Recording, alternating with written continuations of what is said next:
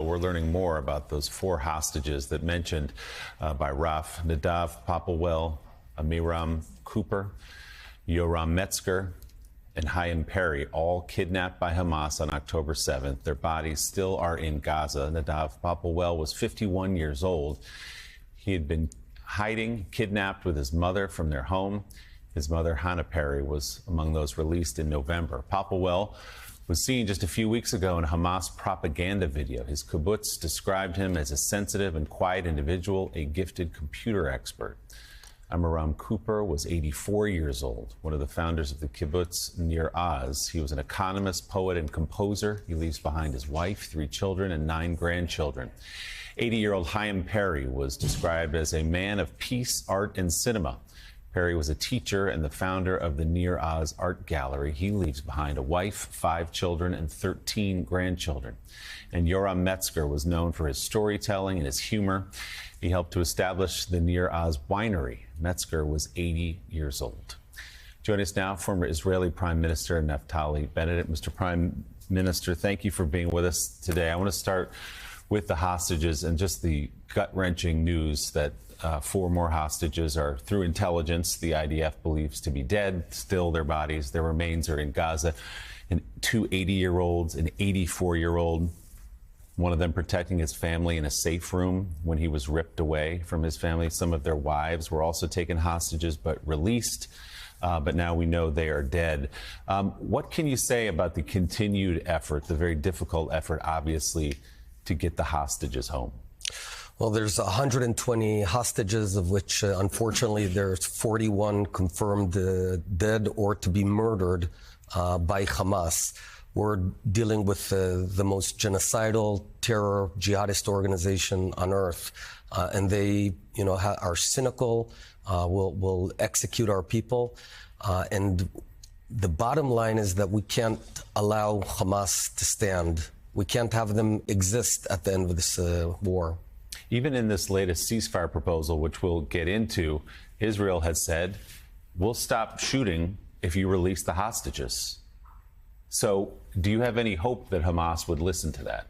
I think the only way to release the hostages is if Yahya Sinwar, the commander of Hamas, and the leadership of Hamas know that their hours are over and that we're minutes away from killing them and destroying that leadership.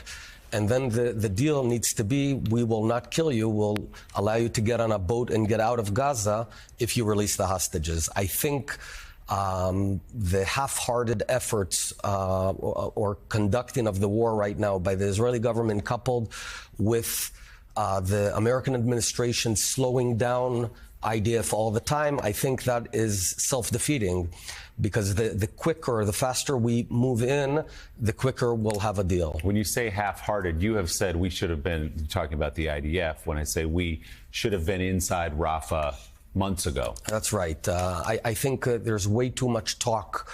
We're going to do Rafah, we're going to do this, we're going to do that. Just do it. Just do it.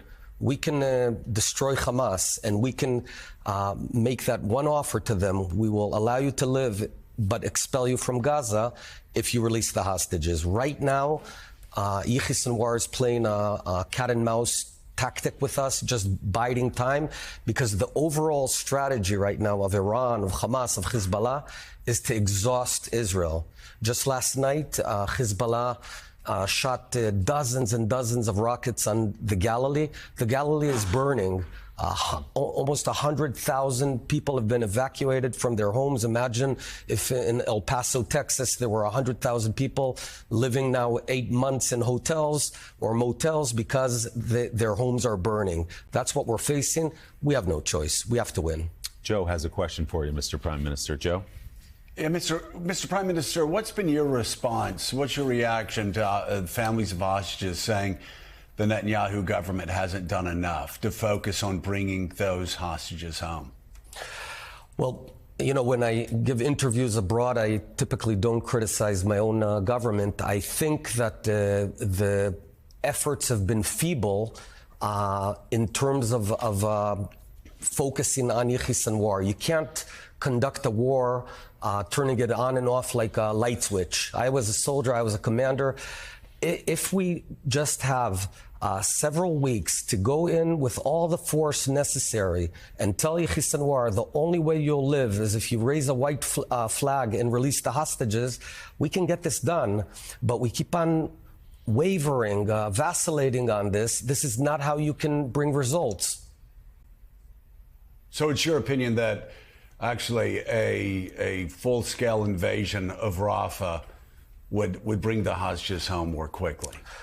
Look, yes, obviously there's no guarantee here. It's a heart-wrenching situation. I think that the current approach of thinking that we can reach this amazing deal where all the hostages will be released, I think it's naive.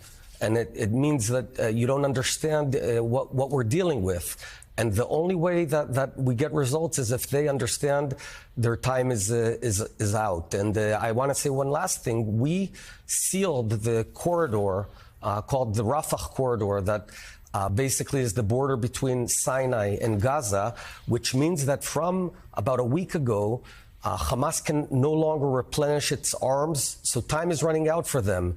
People are not aware of this. So if we just follow through, I think we can get the best results possible.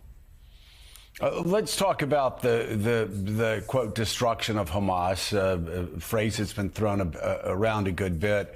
Is that the killing of all of Hamas leaders, or is that the expulsion of Hamas from Gaza as an effective governing force? Because I believe the Biden plan does say that part of that plan expels Hamas from Gaza as a governing force.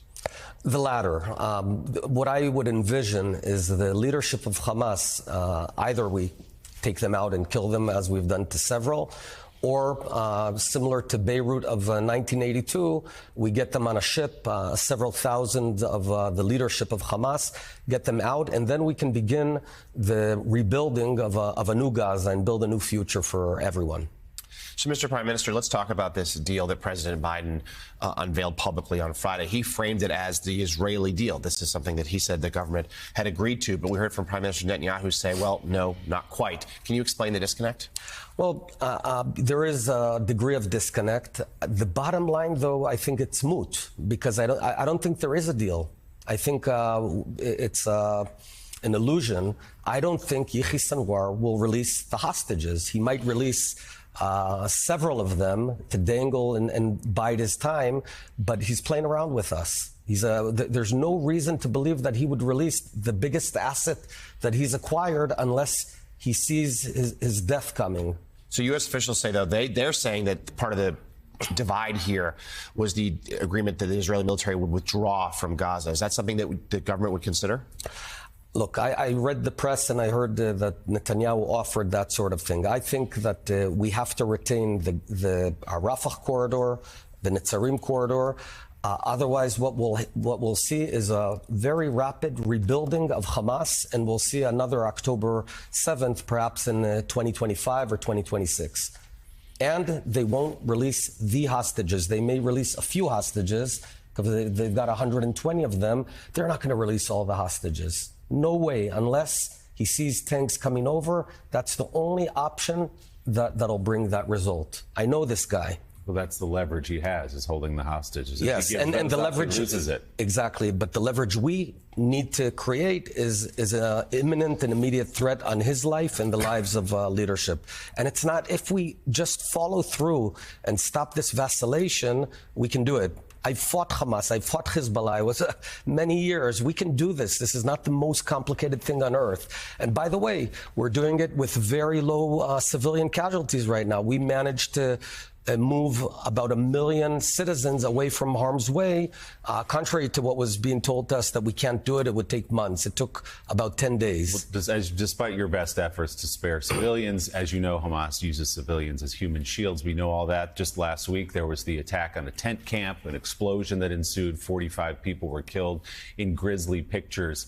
as a commander, should more care be taken, as someone who was a commander, more care be taken to avoid the civilian casualties on the merits of not killing women and children, of course, but also the way it turns public opinion against Israel? Well, I want to correct you. We did not attack the tent camp. We attacked and took out 2 leaders with a very precision weapons. But it killed 45 No, other people. it did not kill. What happened was those people were hiding within ammunition, and that ammunition that Hamas cynically placed under them, RPGs and explosive, they exploded. It was a secondary explosion. So essentially, Hamas murdered its own people. Let's be very clear. But that's just the point. Hamas hides behind civilians. So how do you, if you're going after Hamas, how do you avoid civilian If Hamas is determined to kill its own people, there's nothing I can do to stop it. We cannot prevent Hamas from killing its own people. Just yesterday, let me tell you a story. In one of the houses, under the bed of a 10-year-old girl in Gaza, there was a ammunition depot with RPGs and explosives. There's no way in the world that we can prevent Hamas from killing its own people, and it wants to do that because it knows you're going to ask me those questions, and it applies pressure on Israel. The way to do away with it is if everyone pressures Hamas and not Israel and points the finger at Hamas. Stop killing your own people. Stop hiding explosives under civilians. Joe?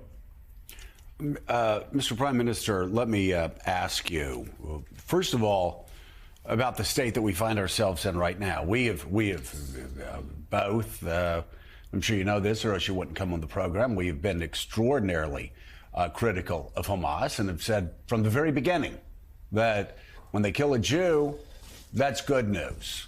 When a Palestinian is killed, that's great news for Hamas. We certainly understand that equation. We also understand the terrible, terrible toll it's taken on the Gazan people and also on Israel's reputation across the globe. I want to ask you about where we are right now, though. It seems to be the worst of all worlds, where the IDF is frozen in place. Gazans are starving. Gazans are not getting the medical care they need. It's almost like a siege. And it seems to be the worst of all worlds. Is that one of the reasons why you're saying the IDF needs to be able to go into Rafah and finish off Hamas, finish this war off, and start the rebuilding? Precisely. It's you take off a Band-Aid quickly. You don't do it slowly. And you can't fight a war with an on and off button. You just can't. I was a fighter, and it's impossible. When you hit your enemy, Hamas, you punch him in the face and he's wobbling. What you do not do is tell him, take a month off, get better, come back and fight another day. And this lack of continuity, lack of determination, coupled with American pressure on us to go slower, is a mistake. This could have been over 3-4 months ago if we just followed through. I think both governments are not conducting themselves in an optimal way. What does Gaza look like in your eyes after Hamas is expelled? After, hopefully, the hostages are released, after there's some semblance of control? Do you believe that the Israelis should take control of Gaza, or do you believe in the possibility of an international peacekeeping force with the United States and your Arab neighbors? Well, I'd envision the model of post-World War II Germany, where the first phase is, first of all, defeating the Nazis, and we've not yet finished that. Then I would put in place an interim appointed government of competent Egyptians primarily, Palestinians, Saudis, Emirates, while Israel retains the security responsibility. We don't want to govern Gaza. There's no desire, so in that sense, it's simple. This would go on several years. It could be 5-6 years, in which period we'd also discontinue the incitement. So they'd have to stop teaching kids that Jews are pigs, etc. Stop it in the media, stop it in the mosques. And within 6, 7, 8 years, we see how it develops, then we could hand over to self-governance. We do not want to govern Gaza. We have no desire whatsoever for anything from Gaza. For heaven's sakes, we pulled out of Gaza in 2005. We handed it over to the Palestinians. So there's no territorial fight here. We have a terror state that wants to destroy Israel, and we don't want to be destroyed.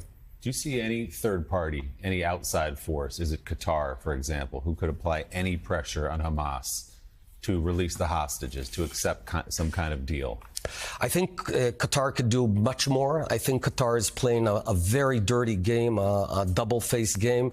They pretend to be a Western and an advanced country, but they in many ways are helping, together with Iran, to foster terror for many years.